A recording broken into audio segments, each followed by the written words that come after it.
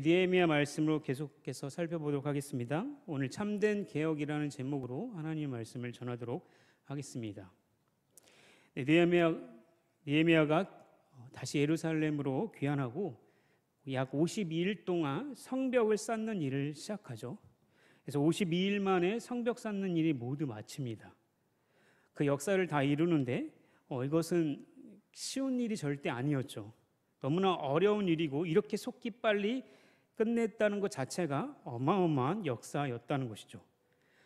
중간중간에 적들의 위협이 너무나 많았습니다. 군사적인 도발이나 음모, 간계, 때로는 율법을 가지고 느헤미야와 그 백성들을 괴롭게 하려고 이렇게 했던 적도 많았죠. 그런데 그들은 특별히 느헤미야는 하나님께 간구하며 한 손에는 삽을 들고 한 손에는 이 일을 들고 열심히 그 일들을 해나가서 결국은 그 대적들을 다 물리치고 52일 만에 이 모든 역사를 다 끝냅니다. 그리고 나서 7장 말씀에 보면 백성들을 각각 다스릴 민족의 지도자들을 다시 세우고 그리고 나서 이제 뭔가 다 끝난 것처럼 보여지고 된 거죠. 그래서 느헤미야의 사명이 이제 다 한 것처럼 보여집니다. 그런데 이런 역사를 다 이루었지만 이제 성벽은 외형적인 거죠. 외형적인 것을 다 이뤘다면 이제는 내면적인 모습, 정말 중요한 것을 이제 해야 할 때가 된 거죠. 성벽을 쌓고 예루살렘 성전을 다시 건축하는 궁극적인 이유를 이제 해야 할 때가 된 것입니다. 그것이 무엇입니까? 바로 예배의 회복인 것이죠.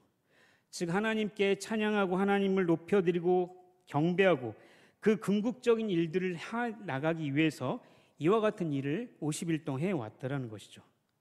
그러니 이스라엘 백성들이 단순히 나라를 다시 세우기 위한 그런 목적이 먼저가 아니고 또 적들의 말처럼 반역을 일삼으려고 성벽을 쌓은 것도 아닙니다. 그렇다고 관광지를 만들어서 수입을 얻으려고 하는 것이 목적이 아니었다는 거죠. 그것은 바로 하나님을 예배하기 위한 것을 건축하였다는 것이죠. 그러니 그 역사적인 순간을 마무리하고 그리고 이제 진짜 내실 그 목적을 이루기 위한 첫 단추가 오늘 말씀부터 시작되고 있다는 거죠. 곧 그것은 무엇입니까? 하나님의 말씀은 듣는 것부터 시작되고 있다는 거죠. 오늘날 이 메시지는 단순히 구약 수천 년 전의 이야기가 아니라 여전히 이곳에 예수 그리스도의 이름으로 모인 모든 성도님들, 교회에 동일하게 적용되는 말씀이라는 거죠. 너무나 중요한 메시지라는 것입니다. 우리 7장 73절 느헤미야 7장 73절 한번 같이 읽도록 하겠습니다. 시작. 이와 같이 제사장들과 레위 사람들과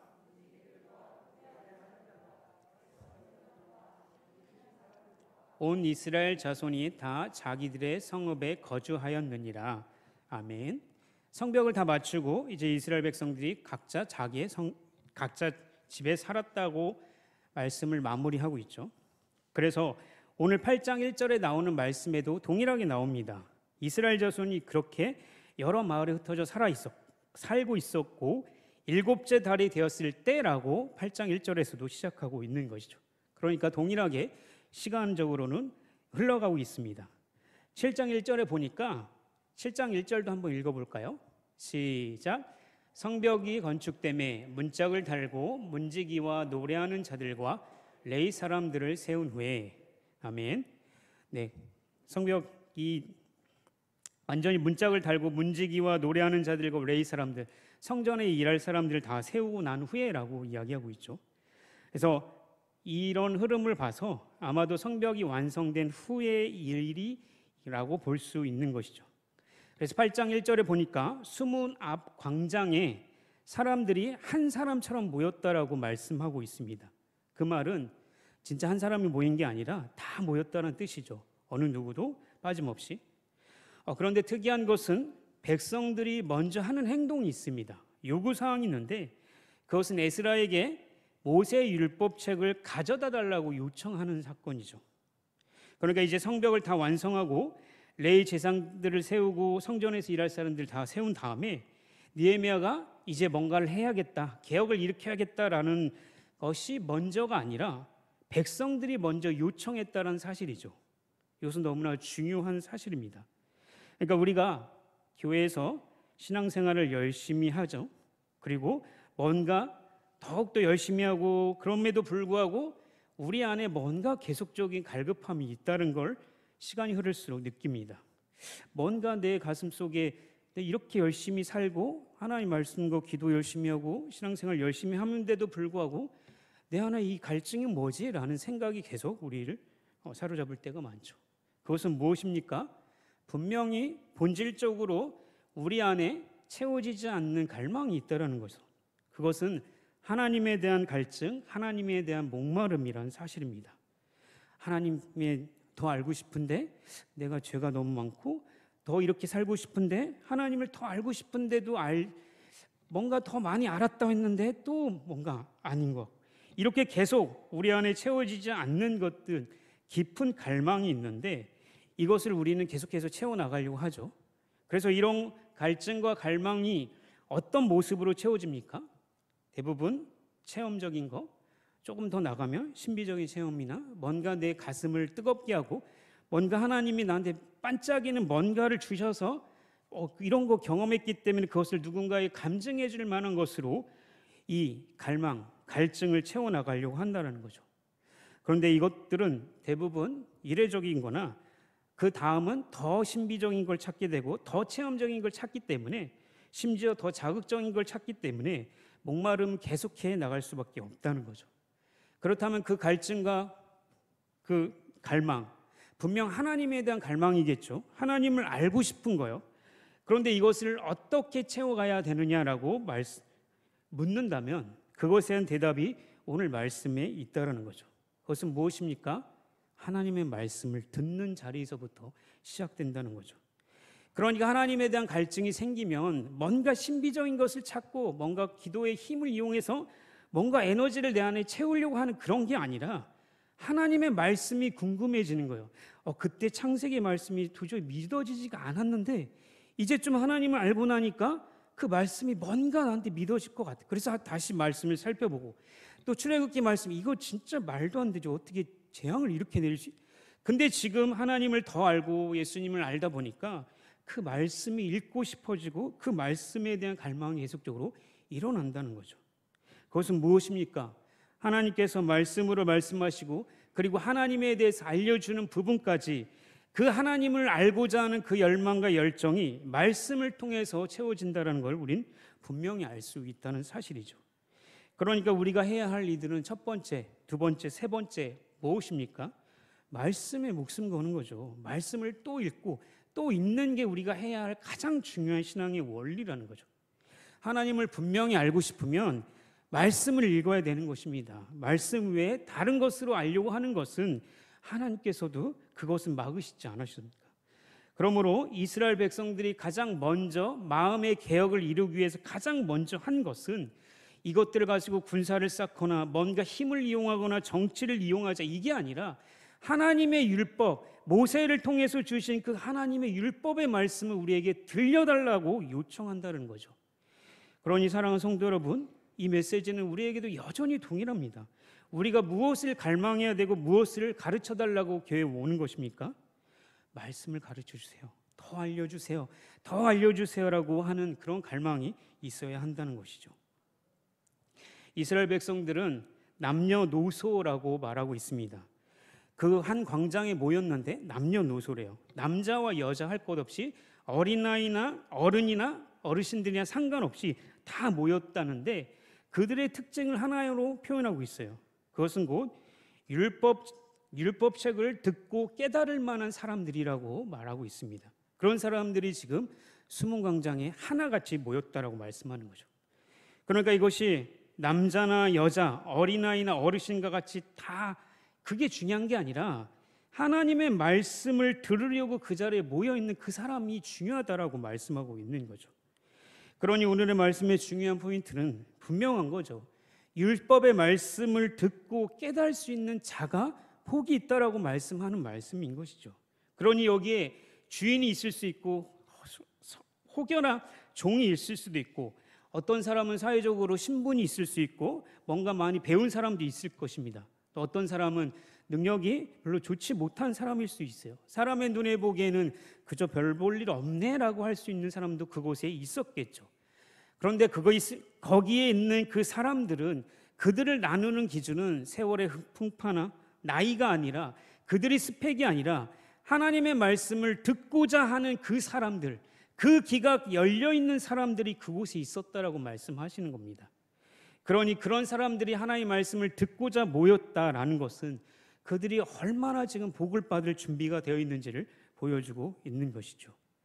참된 개혁은 우리가 신앙적인 어떤 모범적인 것들을 세우고 교회의 어떤 프로그램이나 능력을 하는 것이 아니라 모세를 통해서 주신 율법의 그 말씀, 우리의 66권 성경 말씀에서 주신 그 완전한 이 성경 말씀으로 다시 돌아가는 것, 그것이 진짜 참된 개혁이라고 말씀해주고 있는 것이죠. 3절에 보니까 에스라가 숨은 광장에 모인 사람들을 바라보면서 율법책을 읽어주는 거예요. 지금 제가 이렇게 성경을 들고 이렇게 읽어주듯이 하고 있는 것이죠. 그랬더니 또 한 번 반복해요. 남자나 여자나 이해할 수 있는 모든 사람들이 읽었다라고 말씀하고 있죠. 그러니까 글을 읽을 수 있는 사람이면 다 가능한 건데, 혹여나 글을 읽지 못하더라도 들어서 이해할 수 있는 사람이면 다 되는 것이죠. 그러니 우리가 어린아이라고 해서 너희들은 집에 가서 있어라 이렇게 하는 게 아니죠. 너희들이 뭐 들은다고 알겠니? 이 어려운 말을 그렇게 하는 것이 절대 아니라는 거죠. 물론 어린아이들은 경험이 많이 부족합니다. 그래서 그 아이들도 분명히 그 안에 갈급함이 있다는 걸 알아요. 내가 무엇 때문에 이렇게 힘들지라는 걸 아는데 그것을 채울 수 있는 방법을 어른처럼 잘 모르죠. 어른들은 다 경험을 해봤잖아요. 돈이 단줄 알고 돈을 채웠더니 그게 아니었고, 뭔가 인맥 거기서 상처받고 또 그게 아니구나 하는 그런 지혜가 있지만, 어린아이들은 그 갈급함을 채울 수 있는 방법이 없죠. 그래서 어른들이 그렇게 하지 말라고 해도 가서 해보다가 또 한 대 맞고 돌아오는, 이렇게 될 수밖에 없지만, 그렇기 때문에 분명한 것은 어린아이라 할지라도 그들이 하나님의 자녀이기 때문에 그들조차 무시할 수 없다라는 거예요. 그들도 분명히 하나님의 말씀을 들을 수 있다면, 그 갈급함을 가진 사람들이라면 하나님께서 복이 있다라고 말씀하시는 거죠. 그러니 들을 귀 있는 귀가 얼마나 복인지를 또한 말씀해 주고 있습니다. 3절 후반절에 보니까 이 말을 영어 표현에서 참 재미있게 표현을 했습니다. 그걸 이렇게 지역을 했는데, 온 백성의 귀가 율법 책에 귀를 기울였다라고 하는 거죠. 사람이 아니라 귀가 율법책에 기울였다라고 얘기하는 거죠. 물론 진짜 귀가 이렇게 동동 떠다니면서 기울인 건 아니겠죠. 그만큼 들을 귀 있는 귀가 거기에 있었다라고 얘기하는 거죠. 그러니 들을 귀 있는 귀가 얼마나 복이 있는지를 말씀해주고 있는 것입니다. 에스라는 특별히 자신이 지은 그 나무 강단에 서 있었습니다. 그 좌우에는 여러 사람들이 서 있었고, 그리고 에스라는 책을 펼치는 그 모습을 볼 수 있도록 그 나무 강단에 어느 정도 높이가 있었던 것이죠. 제가 이렇게 여러분 앞에 서 있는 것과 비슷한 모습으로 말이죠.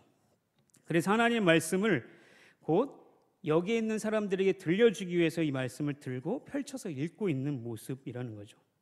제가 사실은 이 종이로 된 성경책을 일부러 들고 있는 것입니다. 그것은 사실 전자책도 많죠. 그걸로 하면 너무나 편한데, 이걸 일부러 들고 있는 것은 이게 신적인 능력이 있다, 이게 아니라 하나님의 말씀을 들고 서서 전합니다라는 그 것을 보여주기 위한 하나의 장치인 것이죠. 이거 자체 힘이 있는 건 절대 아닙니다. 그러니 에스라가 그곳에 있는 사람들이 다 보이는 앞에서 이 성경을 두루마리였겠죠. 그걸 펼치면서 하나님의 말씀 하나하나씩 하는 모습을 거기 있는 사람들이 다 보는 거예요.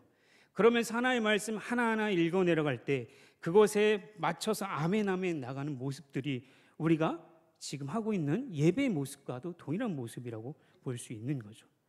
그러니 그곳에 모여있는 하나님을 경외하고자 하는 그 마음, 그 사람들이 모인 곳에서 이 종이로 된 책을 읽고 있다는 것 자체가 얼마나 거룩하고 얼마나 경건한지를 우리는 또 알 수 있습니다. 그렇다고 두루마리에 있는 그 종이 자체가 신비적인 능력이 있어서 성경책을 차에다 놓고 다니면 사고가 안 일어난다, 이렇게 의도한 것은 절대 아니라는 거죠. 여기에 써 있는 하나님 말씀이 너무나 위대하다는 걸 우리가 알 수 있다는 거죠. 그러니 거기에서 모여 있는 말씀을 받고자 하는 모든 사람들의 그의 경건한 마음으로, 그의 간절한 마음으로 하나님 말씀의 귀를 귀 기울이고 있는 그 모습들을 우리가 상상하면 얼마나 아름다운 모습인지 모릅니다.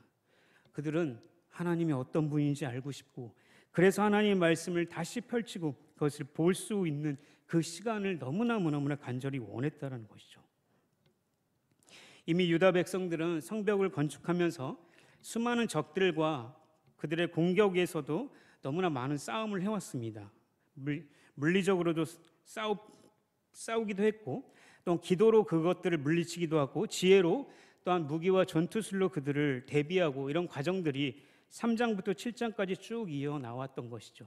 그런데 그들은 그렇게 해 나가면서 어느 정도 자신감도 붙었을 것입니다. 그래, 이렇게 하니까 하나님 우리를 도우셨구나, 역시 하나님이 하시는구나라는 그런 마음도 있었겠죠. 그러나 그들의 다른 한편으로는 그들의 마음이 가난해져 있다고 볼 수 있습니다.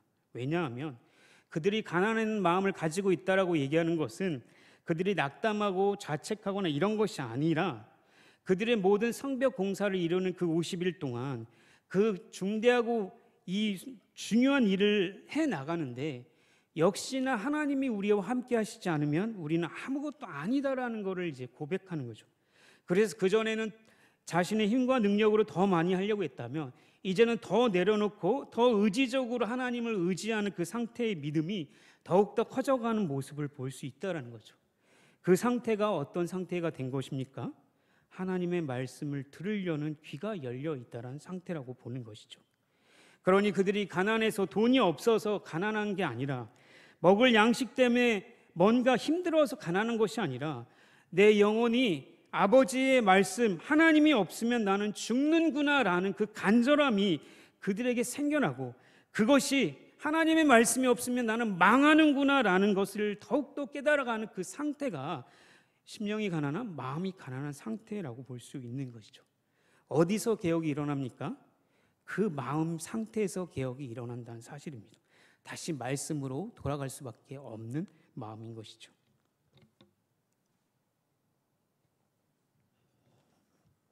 그래서 그 백성들의 그 가난한 마음들이 어떻게 표현이 되고 있습니까?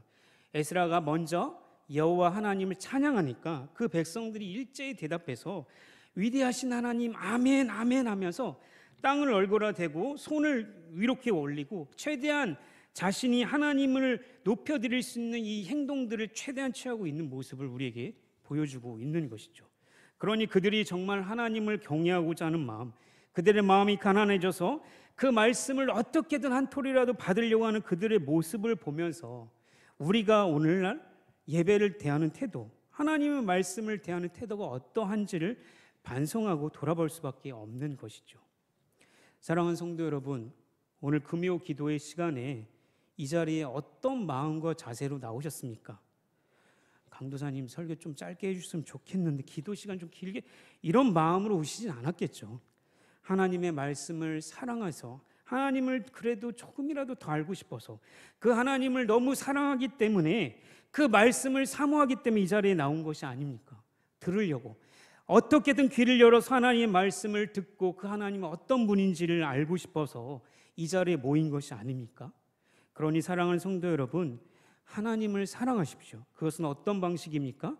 말씀을 읽어야 된다는 것이죠. 말씀을 듣고 있는 것이 하나님의 사랑하는 방식이라는 겁니다. 그러니 가난한 마음을 부여잡고 저는 하나님밖에 없습니다라는 그 간절한 마음으로 하나님 앞에 나가면 그들을 긍휼히 여겨 주신다는 것이죠.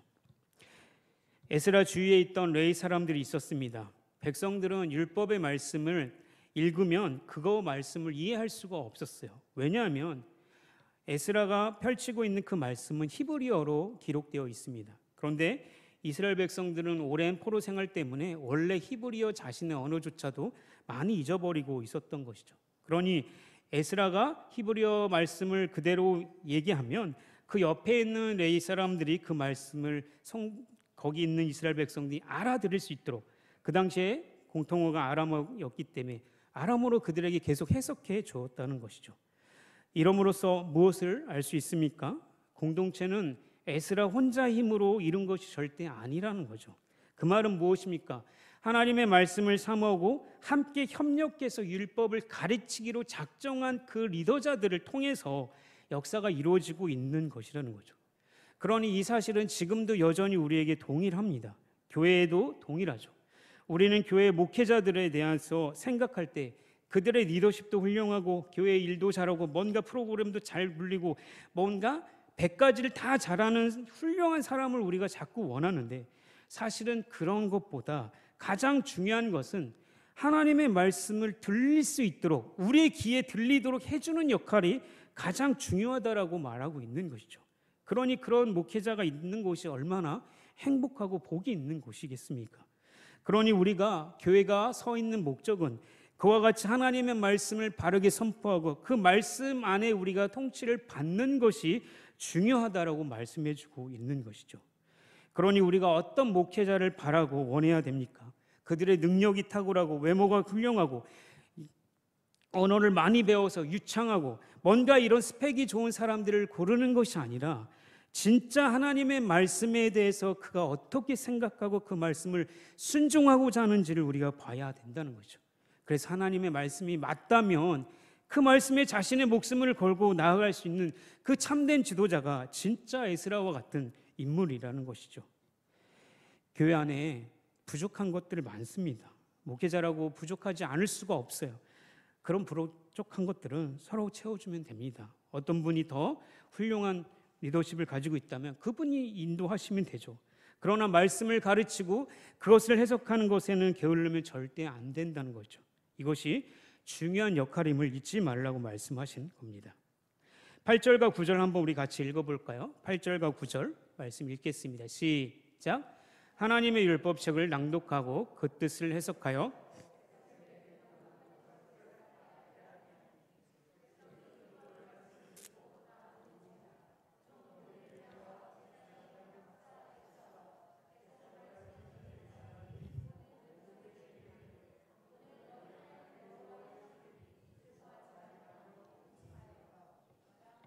아멘. 에스라와 레위 사람들이 하나님 말씀을 그들의 언어 들릴 수 있도록 해줄 때 그들의 정서적인 반응이 어떻게 나타납니까? 그들이 다 우는지라라고 말씀하죠. 그렇다고 해서 모든 예배 때마다 눈물을 흘려야 된다라고 이야기하는 게 아닙니다. 눈물의 양이 은혜의 양입니다라고 얘기하는 거 절대 아닙니다. 우리의 마음 자세가 어떠해야 되냐? 우리가 얼마나 가난하냐?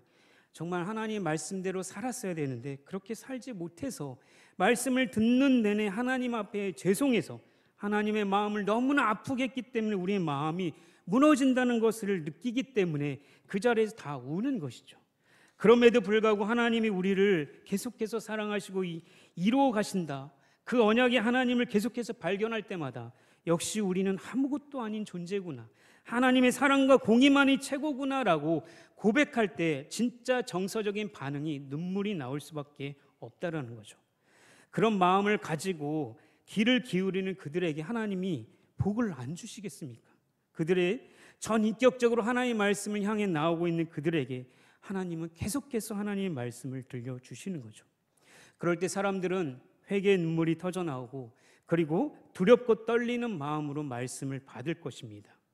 그렇게 될 때 그 말씀을 받는 그 시점부터 진짜 참된 개혁이 계속해서 이루어감을 우리가 볼 수 있는 것이죠.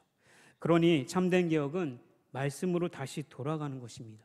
거기서 말하는 하나님이 어떤 분인지를 보고 그 하나님을 믿고 그 말씀대로 순종하며 살아가는 그 인생이 진짜 개혁된 인생이라고 말할 수 있는 것이죠.